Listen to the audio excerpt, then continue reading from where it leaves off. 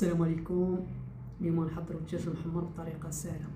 نحتاجو دجاجه نص حامضه عطريه، نحتاجو سكينجبير، ابزار، خرقوم، ثوم محرافس، قزبور، معدنوس، نحتاجو ايضا ثوم مطحون، وكنزيدو نضيفو قرقله رموزيه ديال العطريه ديال الدجاج.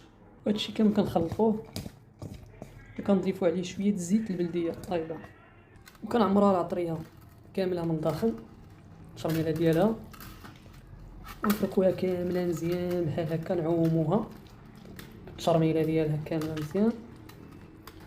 في الاخير نسدو ليها كرشها من هنايا. احنا سدينا الدجاجه وخيطناها، دابا نخليوها ترقد مده 20 دقيقه باش نطيبوها. نتسناو الزيت باش تسخن.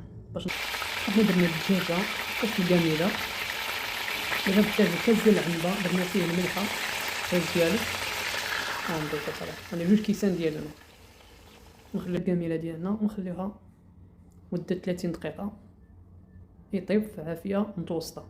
فاش طاب الدجاجه حيدتها ونخليها تقطر من الماء ديال لاصوص. المريقه اللي بقات ضفت عليها بطاطا وكورجيط، وغنشحر البصله مع مطيشه ايضا، وغنخلطهم باش يعطوني لاصوص ديال الدجاج. فاش تقطر الدجاجه ديالنا غنضيفها في الفران باش تحمر. دابا درت البصله باش تشحر، دابا ضفت لاصوص ديال الطوماط، زدت ليه البصله ودامتي ديال الدجاج.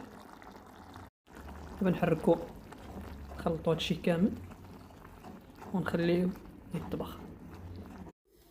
دابا درت الدجاجه كتحمر في العافيه ديال الغاز كيف كتشوفوا معايا.